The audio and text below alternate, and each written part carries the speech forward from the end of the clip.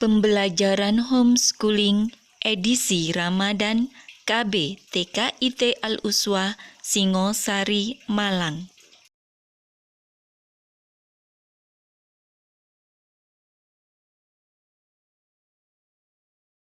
Assalamualaikum teman-teman. Bagaimana kabarnya hari ini? Semoga semuanya tetap sehat selalu ya. Lalu, bagaimana kabar ibadah Ramadannya? Semoga teman-teman tetap semangat ya. Teman-teman semuanya, lihatlah Bu Guru sekarang berada di mana.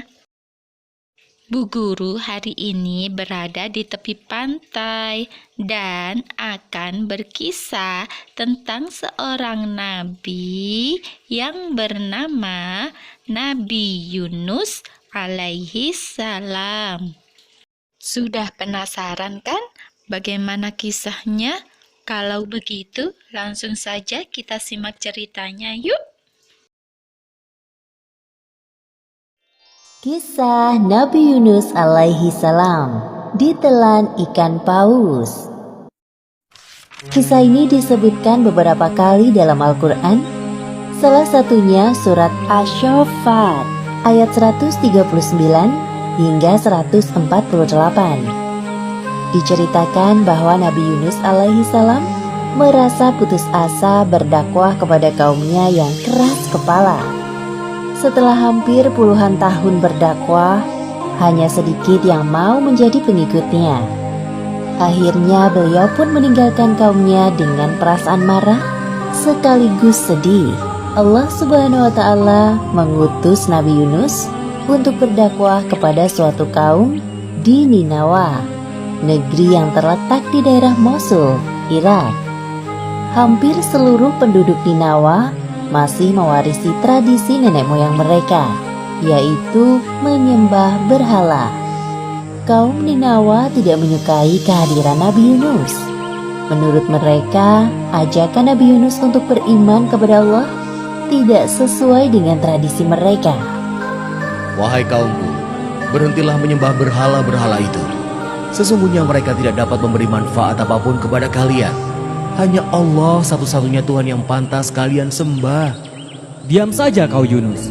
Engkau bisa bicara begitu karena memang bukan dari keturunan nenek moyang kami. Ya benar, inilah ajaran turun-temurun dari nenek moyang kami.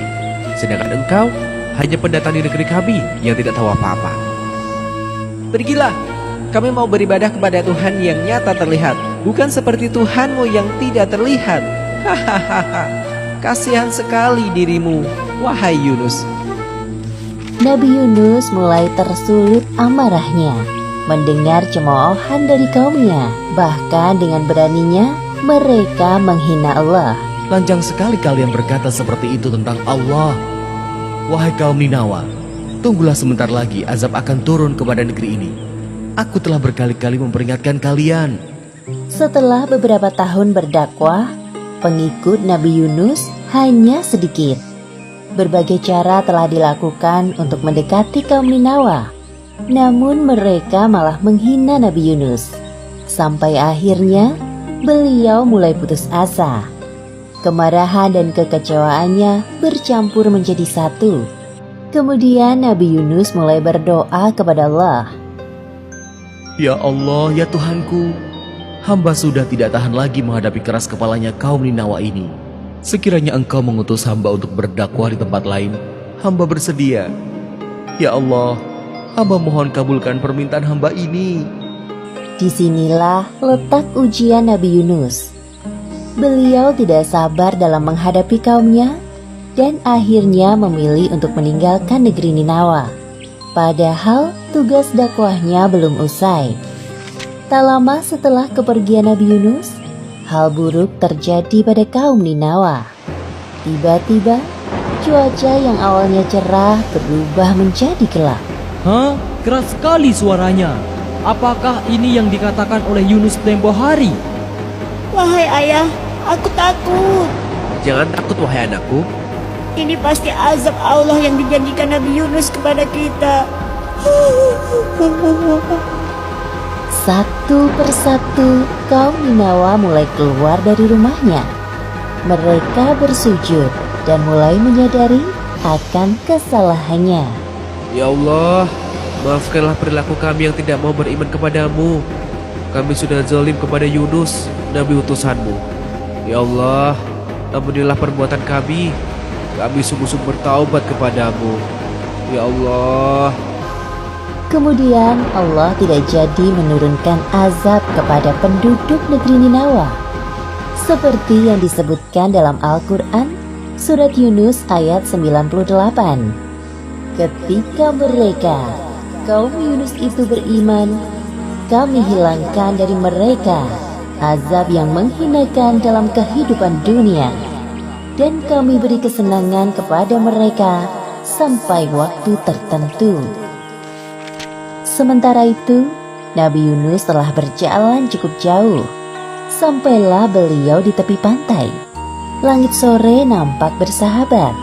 Terlihat di sana ada kapal yang akan berlayar. Kemudian, Nabi Yunus pun ikut masuk ke dalam rombongan kapal yang akan berlayar itu. Semua orang heran melihat penampakan seorang nabi di dalam kapal. Namun para penumpang tidak berani menyapa Nabi Yunus. Mereka hanya saling berbisik. Nahkoda menggerakkan kapal cukup cepat. Ketika berada di tengah lautan, seketika itu angin bertiup kencang dan menggoyangkan sebagian badan kapal. Sepertinya akan terjadi badai. Lihat, hujan mulai turun. Aduh, bagaimana ini? Kasihan sekali anakku. Maaf tuan-tuan, sepertinya kita harus mengeluarkan barang-barang agar kapal tidak tenggelam. Baik. Mereka pun mengeluarkan semua barang dan menjatuhkannya ke laut. Kami sudah mengeluarkan semua barang. Bagaimana keadaannya? Sepertinya harus ada dari kita yang turun dari kapal. Beban kapal ini masih terlalu berat. Apa? Bagaimana jika kita lakukan undian saja untuk menentukan siapa orangnya agar adil? Ya, cepat kita lakukan. Para penumpang kapal, termasuk Nabi Yunus, melakukan undian. Ternyata nama yang keluar adalah Nabi Yunus. Hah? Tidak mungkin dia. Aku yakin dia adalah orang baik. Nabi pula. Bagaimana kalau kita undi lagi saja? Ya, undi saja lagi. Lakukan lagi. Setelah melakukan undian kedua dan ketiga, tetap saja nama yang keluar adalah Nabi Yunus. Melihat kenyataan tersebut, Nabi Yunus pasrah dengan keadaan. Sudahlah tuan-tuan, tidak perlu dilakukan undian lagi. Aku ikhlas dengan keputusan ini. Aku akan turun ke laut agar kapal ini tidak tenggelam. Insya Allah ini takdirku. Orang-orang melihat Nabi Yunus dengan perasaan tidak rela. Kemudian Nabi Yunus bersiap untuk turun dari kapal.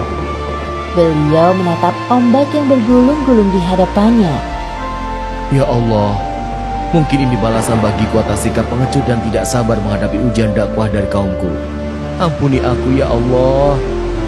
Demikianlah Nabi Yunus termasuk orang-orang yang kalah dalam undian tersebut, sehingga dilemparkan ke laut. Setelah Nabi Yunus menceburkan diri ke tengah laut, tak lama kemudian muncul seekor ikan paus yang sigap menelan beliau. Nabi Yunus pingsan selama beberapa hari di dalam perut ikan paus. Saat membuka mata, yang Nabi Yunus rasakan adalah kegelapan dalam jiwa dan raganya. Perasaan bersalah kepada Allah selalu menghantuinya. Tubuhnya tidak berdaya karena tidak ada asupan makanan selama berada di dalam perut ikan paus. Kemudian Nabi Yunus dengan segala kekuatannya berdoa kepada Allah. Seperti yang disebutkan dalam Al-Quran, Surat Al-Anbiya ayat 87. Tidak ada Tuhan selain Engkau, Maha Suci Engkau. Sungguh, aku termasuk orang-orang yang zalim. Allah seketika itu menjawab doa Nabi Yunus dan menghilangkan kesedihan yang dirasakannya. Allah melalui perantara ikan paus melemparkan Nabi Yunus di sebuah daratan yang tandus. Nabi Yunus keluar dari perut ikan paus dengan keadaan lemah dan sakit. Lalu Allah menumbuhkan tanaman di dekatnya dan beliau pun menikmatinya. Tubuhnya kembali bugar. Alhamdulillahirabbil alamin. Terima kasih ya Allah. Setelah kondisinya berangsur pulih seperti sedia kala, Nabi Yunus kembali kepada kaumnya di Ninawa. Sesampainya di sana, Nabi Yunus disambut hangat oleh kaumnya. Beliau sangat terharu atas perlakuan yang diberikan oleh kaumnya. Kaum Ninawa sekarang sudah jauh berubah lebih baik dari sebelumnya. Mereka hanya beriman kepada Allah Subhanahu wa Ta'ala, seperti yang disebutkan dalam surat Asy-Syaffat ayat 147 hingga 148. Dan kami utus dia kepada 100.000 orang atau lebih, sehingga mereka beriman. Karena itu, kami anugerahkan kenikmatan hidup kepada mereka hingga waktu tertentu. Demikianlah akhir kisah Nabi Yunus alaihi salam. Hikmah yang dapat kita ambil dari kisah ini: pertama, hendaknya kita belajar untuk bersikap sabar dalam menahan amarah. Kedua, Allah mengabulkan doa hambanya yang bermasalah dengan syarat seorang hamba tersebut harus bersungguh-sungguh dalam beribadah kepadanya. Wallahu a'lam bishawab.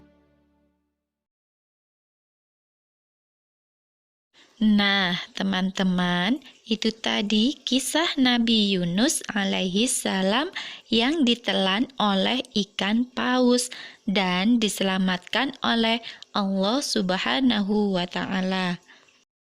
Dan kisah tadi memberikan kita pelajaran bahwa kita tidak boleh berputus asa. Kita harus selalu sabar menghadapi segala ujian yang diberikan oleh Allah Subhanahu wa Ta'ala. Dan disudahi dulu ya teman-teman. Bu Guru akhiri sampai di sini dulu. Tapi sebelumnya silahkan kalian menggambar ikan paus yang bagus sekali. Dan semoga besok kita masih bisa bertemu lagi ya. Ilal liqa, ma'assalamah. Wassalamualaikum warahmatullahi wabarakatuh.